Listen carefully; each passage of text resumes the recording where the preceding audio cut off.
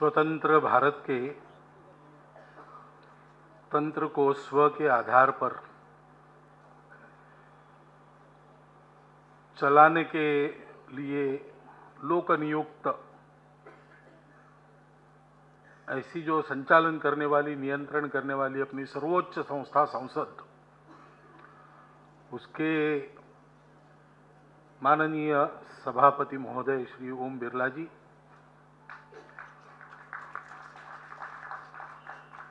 Mahavir relief foundation के सभी माननीय मंचस्थ पदाधिकारी, जीतों के अखिल भारतीय पदाधिकारी श्रीमान चौधरी जी,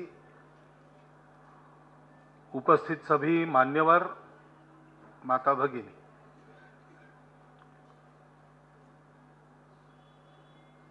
डॉक्टर हेडगेवार न्यास और महावीर रिलीफ फाउंडेशन इस कार्य के लिए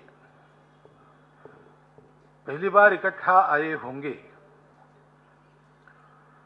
परंतु संघ और सेवा और संघ और जैन संप्रदाय के संतों के और लोगों के द्वारा चली हुई सेवा, इसका संबंध बहुत पुराना है, आज पहली बार नहीं है और वो अभी भी चल रहा है। आचार्य तुलसी और हमारे द्वितीय सरसंघ चालक पूजनीय श्री गुरु जी, इनका बहुत घनिष्ठ अंतरंग संबंध था और वो मिलने जुलने की परंपरा आज तक चलते रही है, आज भी चल रही है। कार्य में भी सहभागी होते ही है,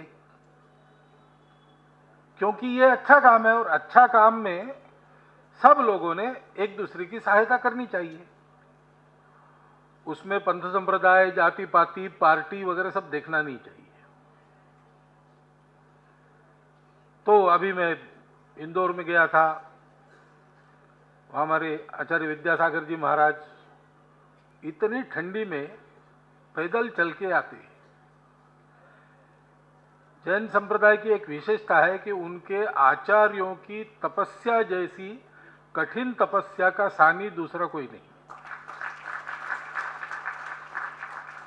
उतना कठिन चल के आना वगैरह सब, स्वास्थ्य आयु क्या है उनकी, इस आयु में वो आए। मैं दर्शन करने स्वाभाविक गया, जाता ही हूं। उन्होंने कार्य जो चल रहा था वो बताया कि जेल में जो लोग हैं उनको वो सिखाते हैं रोजगार कुछ, ताकि बाहर आने के बाद वो स्थापित हो जाए, उनके मन से अपराध चला जाए और समाज में विश्वास पूर्वक वो अपनी जिंदगी फिर से जी सके। तो उन्होंने कहा कि बाहर आने के बाद इनको बसाना फिर से, इनको तो तैयार हम कर रहे हैं, समाज इनको बसाएं, ये भी करना पड़ेगा। तो मैंने सहज रूप से उनको कह दिया कि महाराज जी आप हमको बताइए, इस काम में आपकी हम सहायता करेंगे। अब उसका बहुत बड़ा समाचार छपा। समाचार छपने की आवश्यकता नहीं है, क्योंकि ये बिल्कुल स्वाभाविक बात है ना, किसी भी अच्छे काम में एक हाथ लगा रहा है तो दूसरा अगर मनुष्य है तो उसने भी हाथ लगाना चाहिए,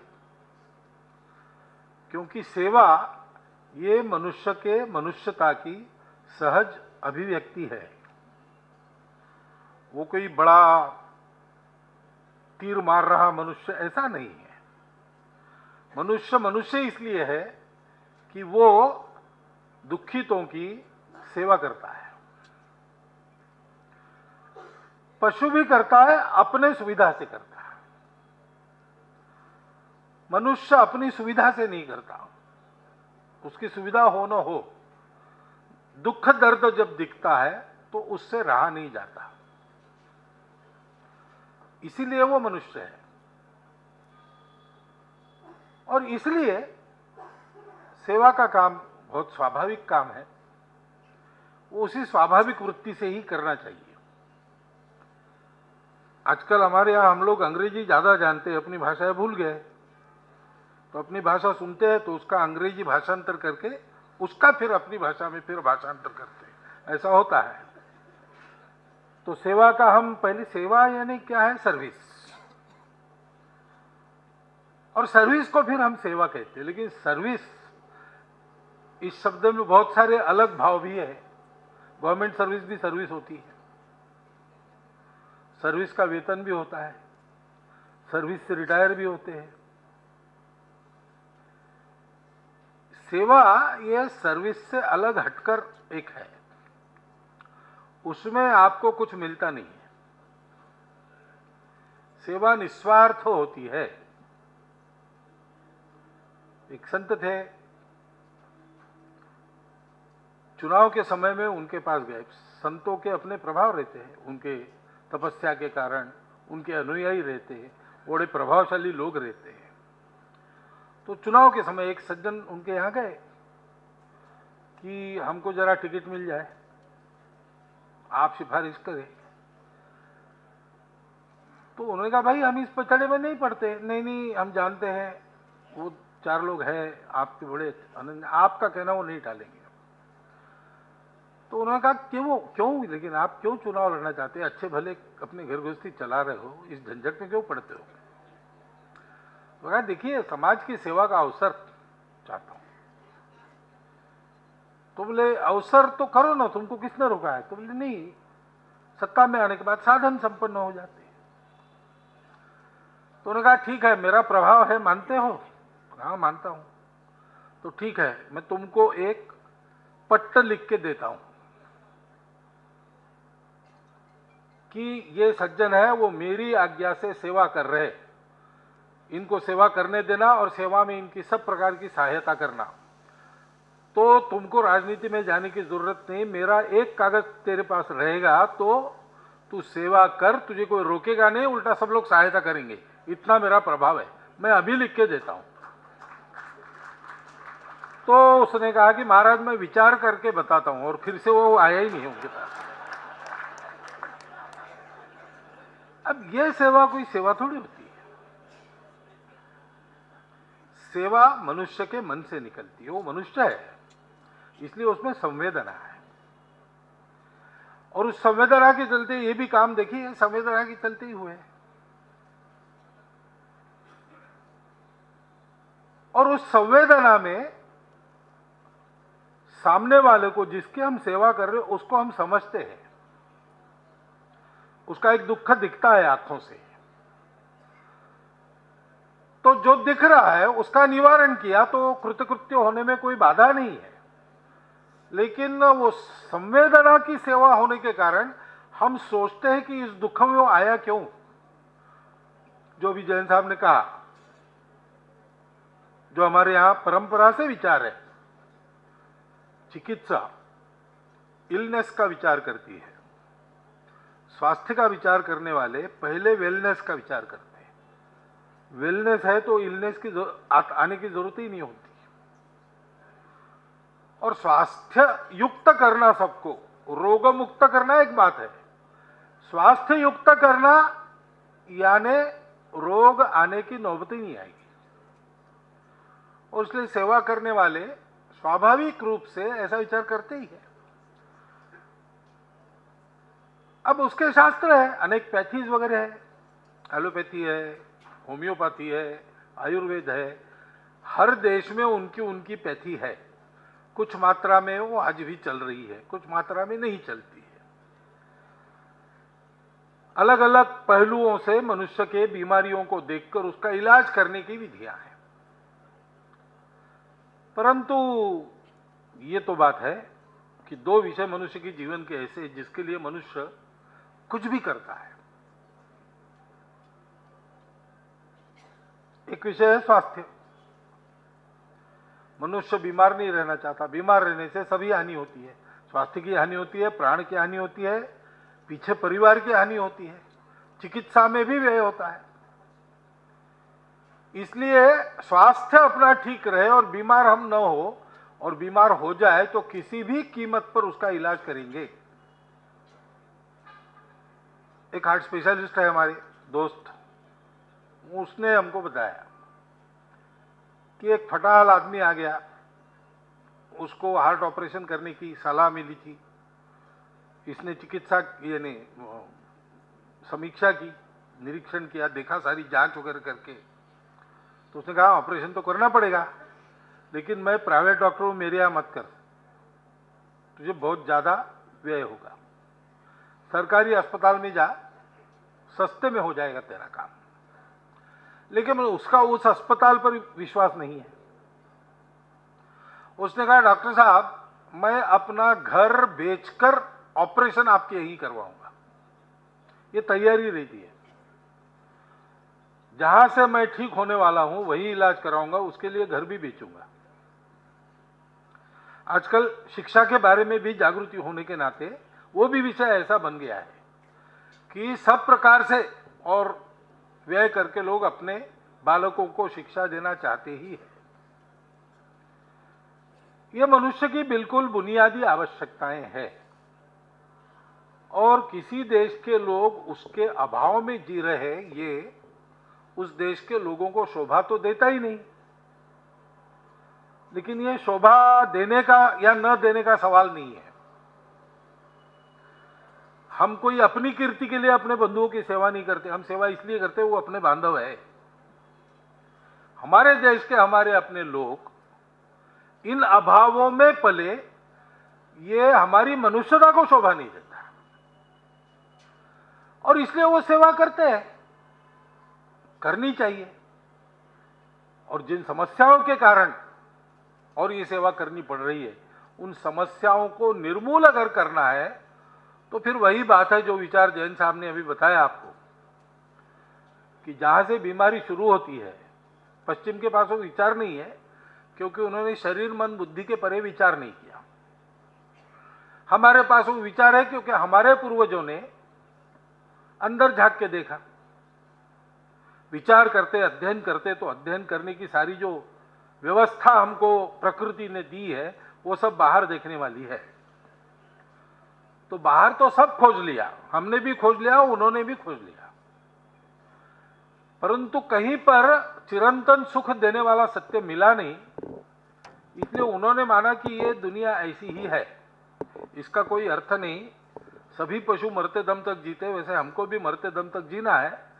जीने के लिए सुख चाहिए, सुख के लिए साधन चाहिए, साधन के लिए शक्ति चाहिए, शक्ति संपन्न सारे साधनों का स्वामी बन के जिएगा, सर्वाइवल ऑफ द फिटेस्ट, और जिएगा तो उसकी अगर दया है उसके मन में तो कुछ लोगों को जिलाएगा, नहीं तो नहीं जिलाएगा। लेकिन मुख्य बात यही है। लेकिन हमारे यहाँ किसी तपस्वी को, ऋषि को, मुनि को बुद्धि हुई कि बाहर तो कुछ नहीं है, लेकिन ये जो मैं देख रहा हूं वो कौन देख रहा हूं, देखने वाला कौन है? ये मैं कर रहा हूं, मरने के बाद ये मैं जाता कहां है? और इसलिए उसने अंदर देखा। हमारे उपनिषदों में एक जगह उल्लेख है कि कभी किसी ऋषि के मन में बुद्धि उपजी कि जिस सुख की खोज में त्रिभुवन को मैंने मारा है वो मिल नहीं रहा है, थोड़ा मैं अपने अंदर देखूं कहीं वही तो नहीं छुपा है। ऐसा जब उसने और सोचा, तब अध्यात्म का जन्म हुआ। ये उपनिषदों में है, और वो हमने देखा, इसलिए हमको पता है। अब हमको पता है, इसका मतलब वो जो ज्ञान है हमारे पूर्वजों का, वो साथ लेकर चलने वाले, उसको सुरक्षित रखकर लोगों को देने वाले कुछ लोग हमारे यहाँ है, ये मेरा कहना है। लेकिन वास्तव में हमको पता है क्या? क्योंकि हमको भी किसी इंग्लैंड के साहब का उदाहरण देना पड़ता है ये यहां बताने के लिए, तब आप मानेंगे। ये हमारी स्थिति हो गई है, और इसलिए इसके प्रयोग भी साथ में हमारे अस्वास्थ्य से ग्रस्त भाइयों को केवल ठीक नहीं करना, वो फिर से अस्वस्थ न हो, ऐसा उनको बनाना मजबूत। और उसका आधार ये रहेगा, बीमारी का मूल है। कुछ बातें बाहर के बाहर ठीक होती, बाहर की है, कुछ बातें थोड़ा अंदर जाती है।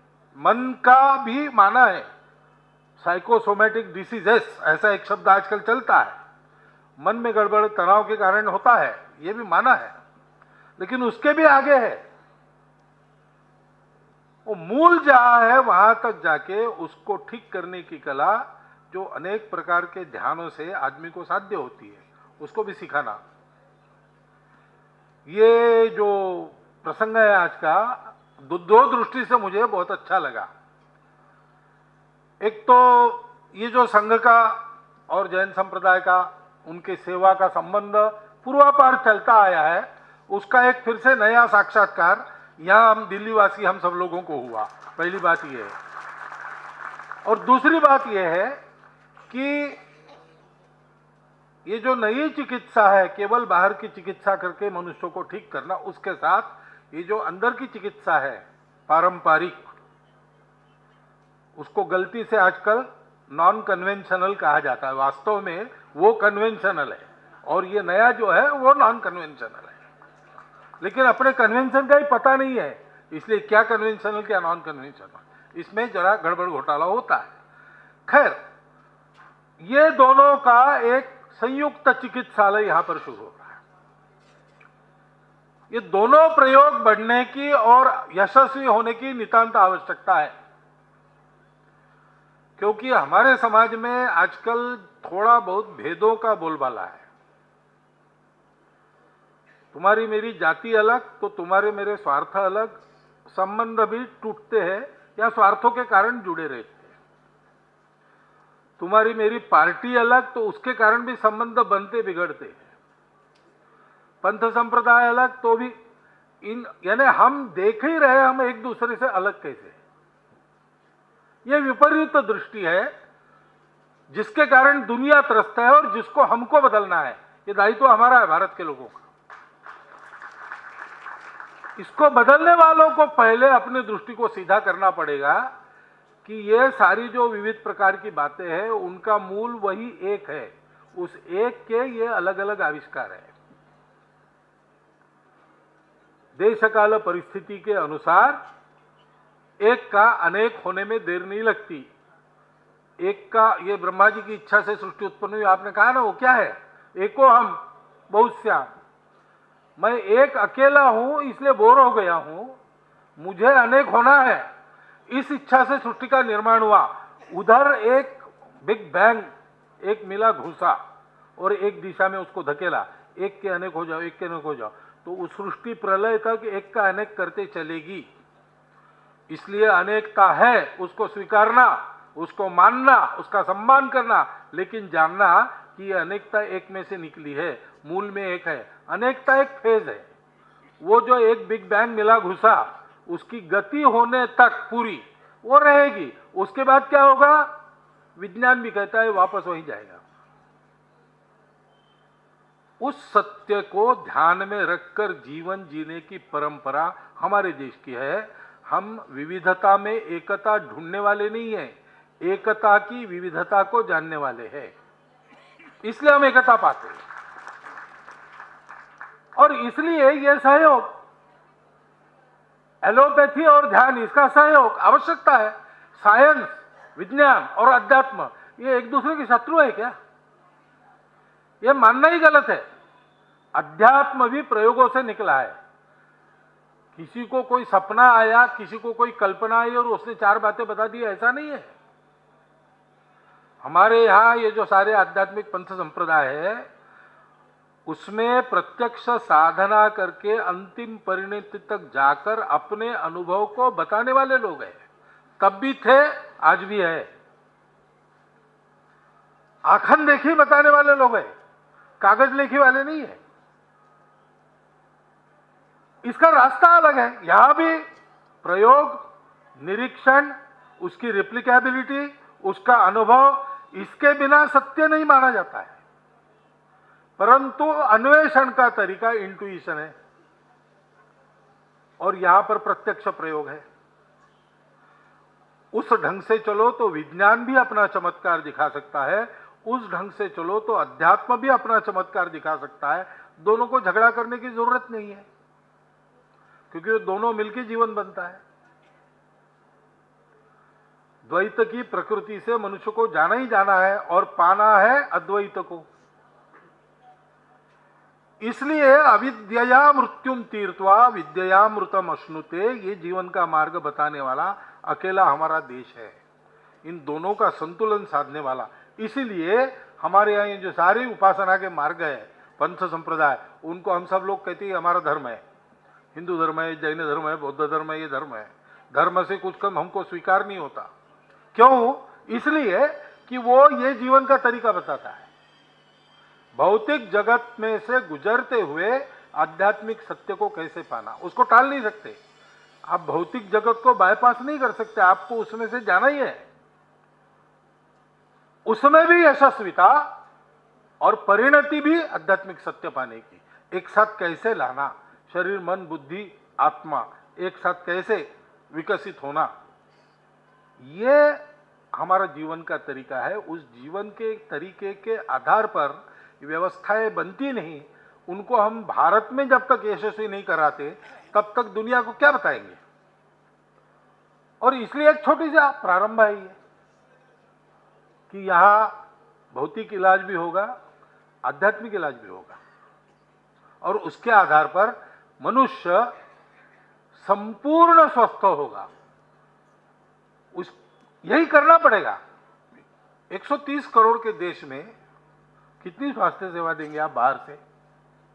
आपको स्वच्छता सिखानी पड़ेगी, आपको प्रिवेंटिव मेडिसिन बताना पड़ेगा, आपको कैसे भी प्रसंग हो मन को स्वस्थ रखना सिखाना पड़ेगा। रामायण राम के आयुष्य में क्या प्रसंग आए, भगवान महावीर की तपस्या कितनी कठिन थी, महाभारत कालीन हमारे पूर्वजों के सामने कैसे प्रसंग आए, 1200 वर्ष आक्रमणों के समय में सतत संघर्षरत रहकर हम लोगों ने क्या क्या झेला है हम लोग जानते हैं। लेकिन उन हमारे पूर्वजों ने इन सब का सामना करके भी अपने मन को बुद्धि को संतुलित स्वस्थ रखा, और इसलिए डायबिटीज का प्रमाण आजकल बढ़ रहा है, उस समय नहीं बढ़ा था। आप कहेंगे उस समय पता नहीं चलता था, ऐसा नहीं है। आदमी मरता है बीमारी से, पता चलता ही है। ये रोग मालूम थे हमको उस समय भी, किसी किसी को होते थे, उनका वर्णन है।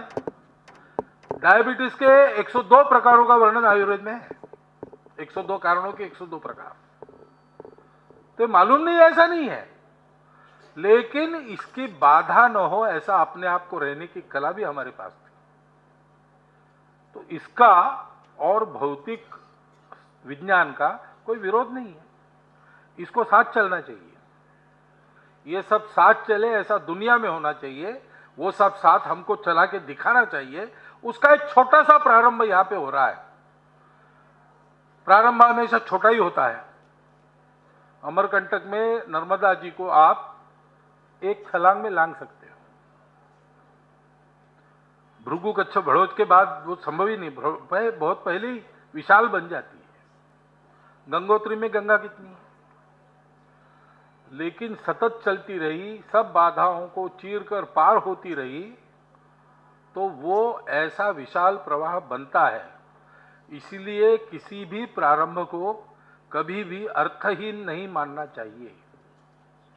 ये बहुत सार्थक काम आज यहां पर शुरू हुआ है, उसके अर्थ की संभावनाएं जानकर हम लोगों को प्रामाणिकता से, निस्वार्थ बुद्धि से, तन मन धन पूर्वक इसमें लगे रहना चाहिए। यह आवश्यक है और सबको लगना चाहिए, सबको लगना चाहिए। ऐसा अच्छा काम जहां होता है वहां नाम किसका होता है इसकी परवाह किए बिना संघ के स्वयंसेवक पूर्ण सहायता करेंगे। चौधरी जी ने कहा, इसलिए मैं फिर से बता रहा हूं, होता ही है। केवल एक ध्यान रखना, संघ से कोई काम आपको लेना है तो ऊपर वालों को मत पकड़ो, नीचे वालों को पकड़ो। आप हमको बताएंगे, हम वहां सूचना देंगे, फिर आपकी उनकी भेंट होगी, ये नहीं। सीधा आप वहां संबंध रखो, आना जाना रखो, उनको बुलाइए, आप जाइए, तो आप जो जो अच्छा काम करेंगे वह अपने आप आपके लिए सहयोग खड़ा होगा। इसकी चिंता मत करो। संघ चलता ही इसलिए है, स्वयं सेवक हम तैयारी इसलिए करते हैं, संगठन गढ़े चलो, सुपंथ पर बढ़े चलो, हो भला समाज का, वो काम सब किए चलो। इसलिए उन कामों को करना ही है स्वयंसेवकों को। आपको सहायता होगी, ये मैं बता देता हूं आपको। केवल एक आपको ये देखना है कि आप उधर संबंध रखो। कर्णावती के लोग आपके परिचित होने चाहिए, कर्णावती में आपको मिल जाएगा सहयोग। और हमको जब पता चलता है वो आपको सहयोग कर रहे हैं तो हम उनकी पीठ ही ठोकते, क्योंकि हमको यही चाहिए और कुछ नहीं चाहिए। स्वयं सेवक अपने लिए श्रेय कभी नहीं लेगा। अपना नाम नहीं होना चाहिए, ये हमारी यशस्विता है। काम सारा होना चाहिए, नाम अपना नहीं होना चाहिए, समाज के खाते में श्रेय जाए। इतिहास के संग वालों ने किया तो ये हमारी थोड़ी सी पराजय हो जाएगी। इतिहास कहे कि समाज ऐसा तैयार हुआ कि उन्होंने किया, तब हमारी विजय है। और इसलिए आपको सहायता होगी, यह आश्वासन देता हूं। एक बहुत साहसी कदम आप लोगों ने इन दो संयोगों के कारण बढ़ाया है, वो बहुत संभावनाओं के से भरा कदम है। इसलिए उसको आप आगे बढ़ाइए, लगे रहिए। हम सब लोग साथ हैं, साथ रहेंगे। इतना कह के मैं आपका अपना निवेदन समाप्त करता हूं।